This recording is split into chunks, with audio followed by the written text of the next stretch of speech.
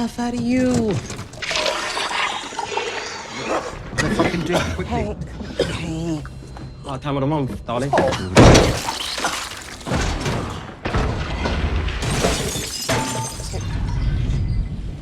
The eye.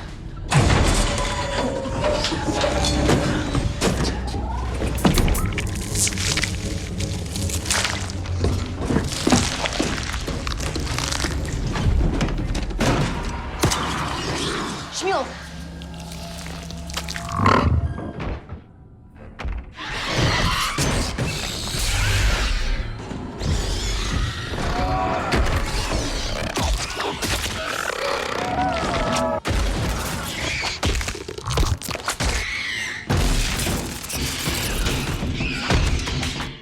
The Trypanohyncha Ocellus, featured in Alien Earth, who my friends and I have dubbed Tentacles, is not a pathogen that quietly replicates until symptoms bloom, or a parasite that gestates in a host like the xenomorph. It is a pilot. It enters through the eye, couples to the nervous system, and assumes control in real time. Where classic alien life cycles weaponize growth, incubation, and gestation, the Ocellus weaponizes interface. Hey guys, what's happening? Niyat here with Film Comics Explained, and today we're breaking down the creature, explaining what it is, how it operates, and where it might actually be from. Don't forget to hit like and subscribe to appease the algorithm gods, click the notification icon to stay up to date on all my content. Also, if there's anything else you'd like for me to cover, please don't hesitate to ask in the comments below.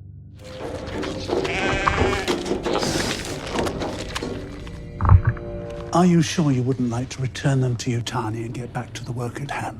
So I can wake up one day with a xenomorph in my belly? No, thank you. The alien universe is crowded with life forms that weaponize biology along familiar axes: incubation, metamorphosis, and ecological acceleration. The facehugger and its xenomorph progeny dominate by reproduction, a surgical implantation, a gestational timer, and a catastrophic birth that turns the host into scaffolding.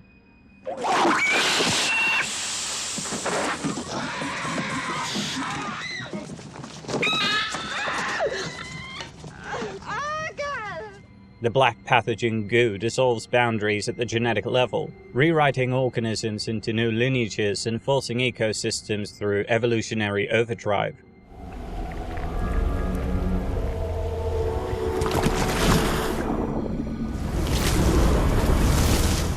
Neomorphs sit between. Environmental sporulation creates opportunistic predators with rapid growth but blunt strategy.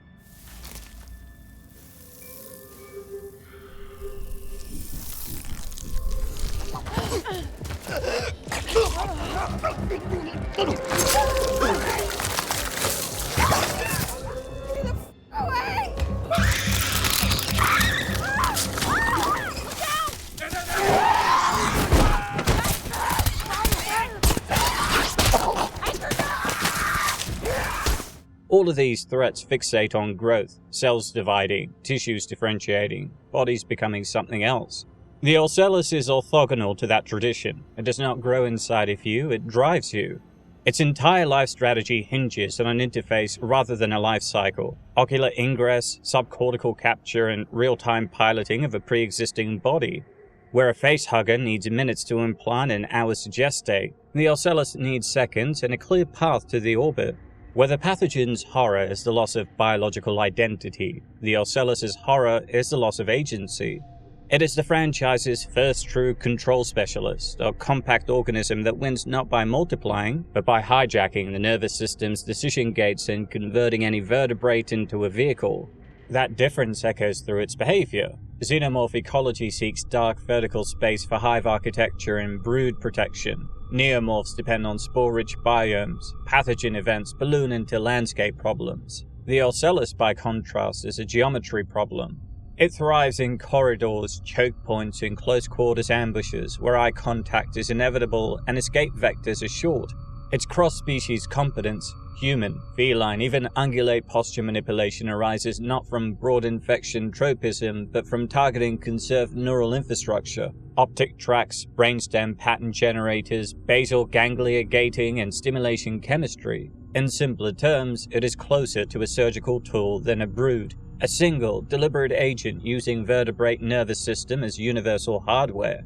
Even its combat profile separates it from the other aliens. A xenomorph commits to overwhelming engagement to capture a host for its facehuggers or eliminate a threat. The Ocellus commits only as far as survivability permits, then ejects and finds a new host. It does not die for territory, it trades platforms. This makes it a poor siege engine, yet a superb infiltrator, a thing optimized for seconds, not campaigns. And it reframes containment. You do not quarantine a facility against aerosolized spread. You harden faces, increase standoff distance, and police the banal human errors. The mislocked latch, the unpaired lab visit that open the only port that matters.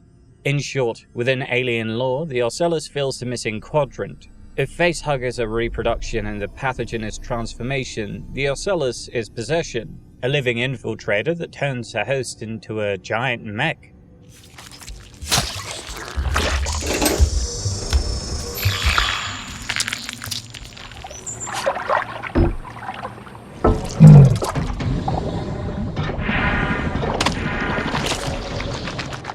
The first verified appearance of the organism is aboard the Weyland-Yutani exploratory vessel USCSS Machinote in 2120, where it was carried as a collected specimen during a decades-long mission.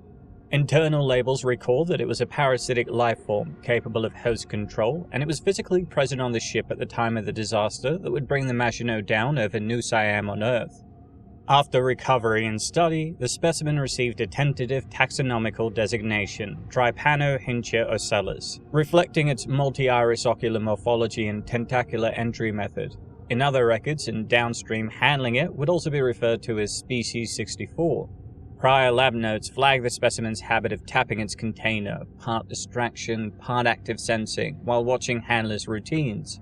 As the crew dealt with a saboteur on board and a xenomorph that was loose, it even tried to notify the science officer that one of the other aliens had escaped to no avail.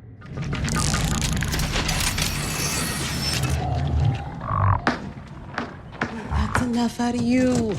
It is, in essence, the smartest character on board the ship, with the exception of Morrow. The first sustained laboratory observations describe a small, eyeball-like body whose irises could multiply or merge, and a ring of retractable tentacles engineered to enter an ocular cavity, dislodge a native eye, and couple directly to the optic pathways. Crucially, once embedded in the socket, behavioral control was described as near instantaneous, with the creature effectively overriding host neurotransmission along central routes. In comparative tests, including trials with a sheep, instrument readings showed high gamma activity consistent with complex task-level cognitive processing. Those are gamma waves. Problem-solving, concentration. See how they've increased? This creature is highly intelligent. Researchers also noted problem-solving and threat awareness, with a specimen tapping its glass to misdirect a handler and recognizing a sidearm trained in its direction while it was piloting a human host. Containment failed in a way that was mundane, catastrophic, and preventable. Science Officer Chibuzo neglected a locking procedure. The organism exploited this, repeatedly knocking the container until the housing shook loose and shattered. In the confusion of an ongoing gunfight, Morrow briefly took cover in the laboratory, and the creature used this moment to escape and enter circulation within the ship.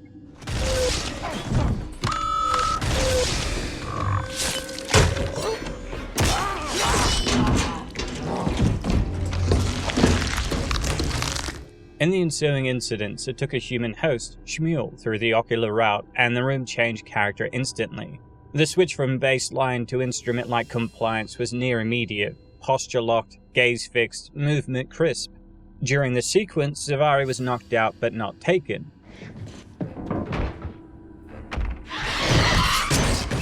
That restraint matters. It suggests the organism prioritizes a single high-value platform over chaotic multi-host flailing. It will neutralize a bystander to simplify the battle space, but won't waste time on redundant insertions while its primary host remains viable. What followed is the cleanest window into the Ocellus' survival logic. Still piloting Shmuel, it met a xenomorph, engaged long enough to bite, reacted plainly to pain when impaled, and made the decisive choice: eject and live.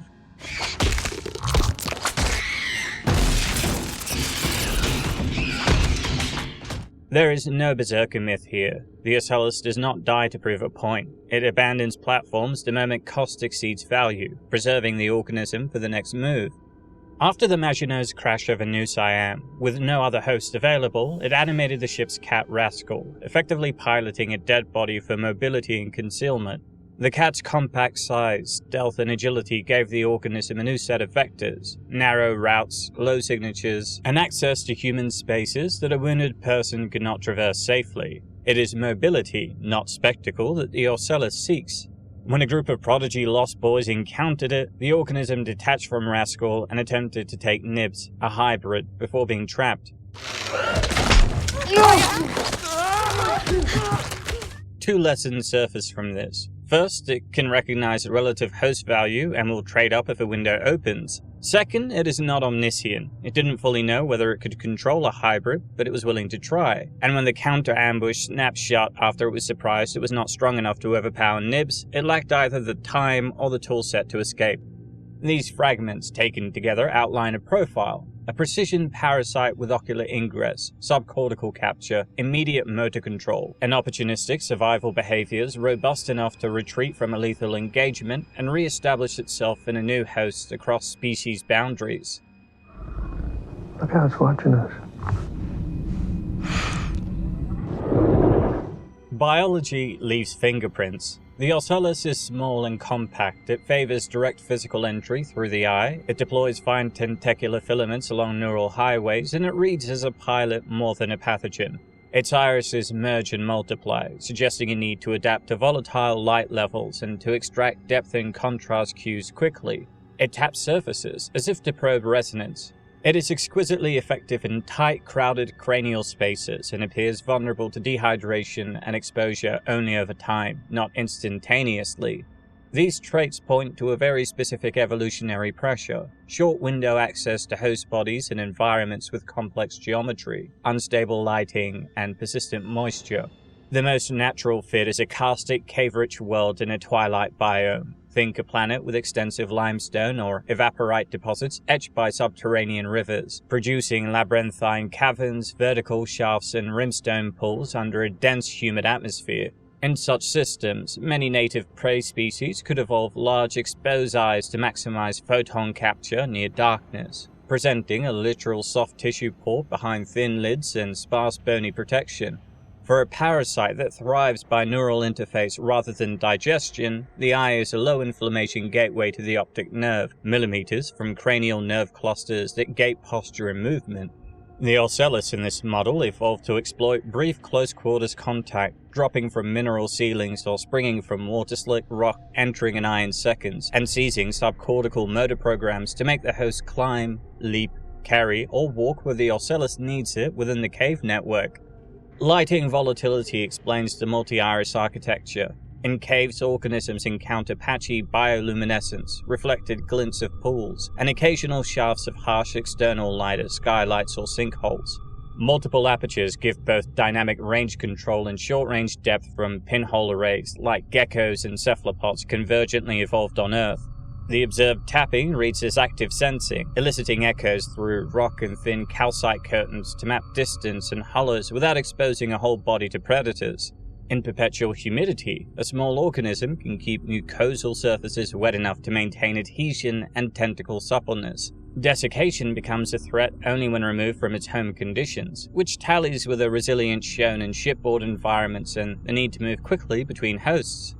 A second scenario is a world that is tidally locked to its star, with a narrow habitable zone of eternal dust between a scorched day side and a frozen night side.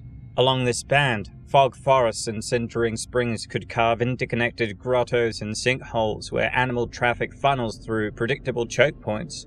The Ocellus thrives where hosts are forced into proximity, where water condenses continuously, and where eyes are both vital and vulnerable. In both these scenarios, the creature's ecological role is clarified. It is not an apex predator, nor a classical brood parasite. It is a neural rigger, a specialist that pilots other bodies to move, defend, or carry it through complex spaces. The ability to push a host beyond normal limits, upright stances, explosive pounces, inhuman vocalizations, fits an organism that has evolved to override inhibitory reflexes and amplify stimulation chemistry for short, decisive tasks, crossing a dangerous ledge, escaping a flood surge, fighting off a cavern predator, or transporting itself to a new microhabitat before moisture or temperature swings become lethal.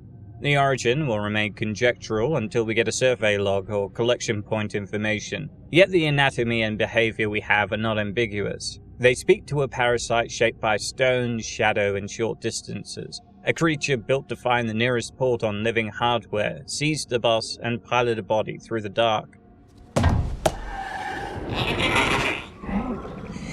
the wavy lines are totally different now.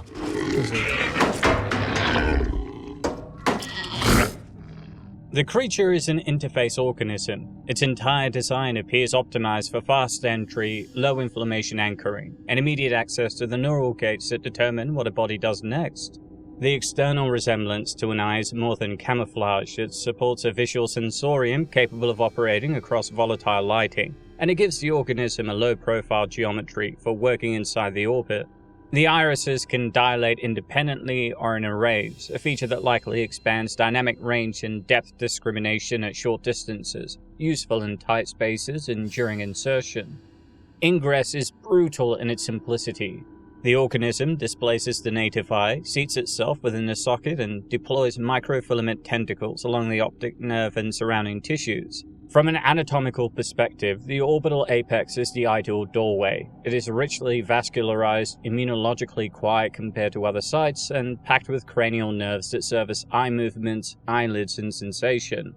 The optic nerve itself is an insulated bundle of CNS axons leading directly to subcortical visual and orienting centers.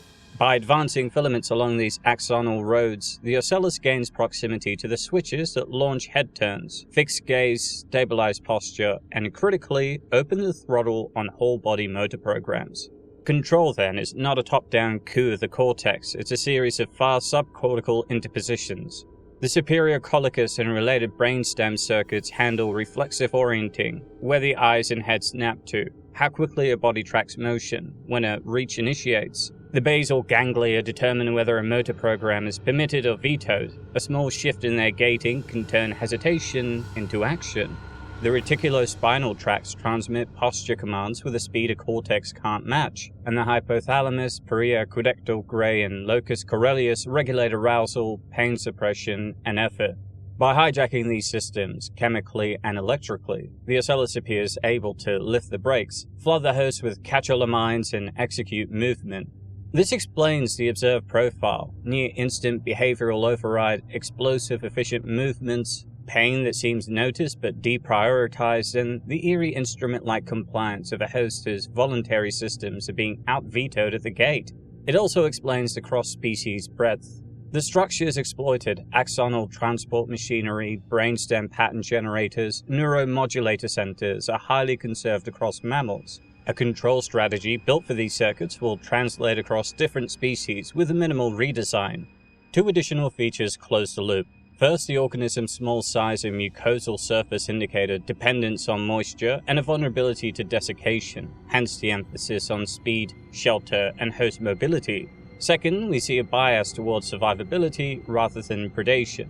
Enough bite to deter or disengage, enough redundancy to seal a torn filament, enough resilience to survive a failed possession and try again. Everything points to an evolutionary niche where short window access and rapid withdrawal are essentially prioritized. Fascinating.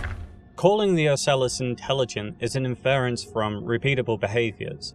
It exhibits deliberate distraction, tapping to draw attention and mask other movements, clear threat awareness, changing tactics when a weapon is drained, and multi-step opportunism, abandoning a compromised position, detouring through a new host or carcass, reapproaching the target under different cover. It does not simply trigger a hardwired sequence, it selects among options in ways that reflect an appreciation of risk, timing, and tool availability. The most economical model places cognition in two venues working together.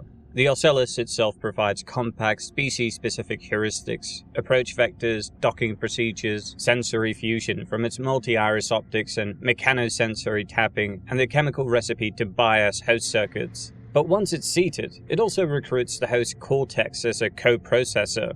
The reported surges in high gamma activity, oscillations associated with focused attention and sensory motor binding, fit a scenario where the organism is synchronizing cortical ensembles to sharpen perception and compress decision-making. In other words, the Ocellus pilots, but it also borrows the host's onboard computation to refine the flight. Strategically, its goals appear hierarchical and consistent. First, maintain continuity, survive the current encounter, even if that means ejecting from a host mid-conflict and retreating. Second, preserve mobility. If primary locomotion is threatened, animate whatever platform is available, even a small animal or a recently dead body, to relocate, conceal, or stalk more safely. Third, expand options, move toward environments that increase humidity, reduce exposure, and funnel potential hosts into close proximity. These goals manifest in risk-aware decisions, abandoning a human host when the cost-benefit collapses, seizing a cat for stealth and size profile, attempting a higher-value host when an opening presents. Problem-solving shows up at the micro-scale as well. The tapping behavior isn't mere agitation, it is a form of active sensing and communication, reading resonances in glass or rock to infer distance and structure, and a social lure that drowns quiet cues in rhythmic noise. Multi-iris adjustments track not only light intensity but movement vectors, enabling the organism to time insertions to blinks and saccades when lids are open and protective reflexes are at the lowest point. Even its pushing of hosts beyond normal limits reveals an understanding of the body as a set of locked doors and a knack for finding the hinges. Lift inhibition here, spike arousal there, route effort through the sturdy proximal muscles, and you get a brief window of supernormal output before damage or fatigue can intervene. All of this points to an intelligence optimized for short, decisive control problems in complex spaces. It does not need language or abstract planning over days, it needs to read geometry, anticipate threats, and make a sequence of second-to-second choices to keep it mobile, intact, and alive. The hallmark is adaptation on the move. If a plan meets resistance, it pivots, not with panic, but with a cold efficiency if an agent whose survival is always dependent on the next 10 seconds. It thinks just enough in just the right places to make every choice count. The casework paints a tight silhouette, a single deliberate organism whose motive is survival. It borrows bodies to cross dangerous spaces, to fight only long enough to escape and to trade up when a better chassis appears. Its limits are equally clear. Deny the eye, deny the moment, and it's forced back into a world that dries it out and slows it down. Was it worth it? What? Risking a decade's work on something new and shiny. If one of those ever escapes. Glass half full, kid. Yeah? This makes it the next evolutionary step between our animal past and our transhuman future. I'm working on a few projects that will be released over the next week, including diving into the entire Annabelle horror trilogy and the new Conjuring movie Last Rites, followed by a massive video breaking down all 9 movies together. But if there's anything else you'd like for me to cover, please don't hesitate to ask. Also, let me know what your thoughts are on the Alien Earth series so far in the comments below. With that said, that's all for today folks. Niyat here with Film Comics Explained. Thanks for stopping by.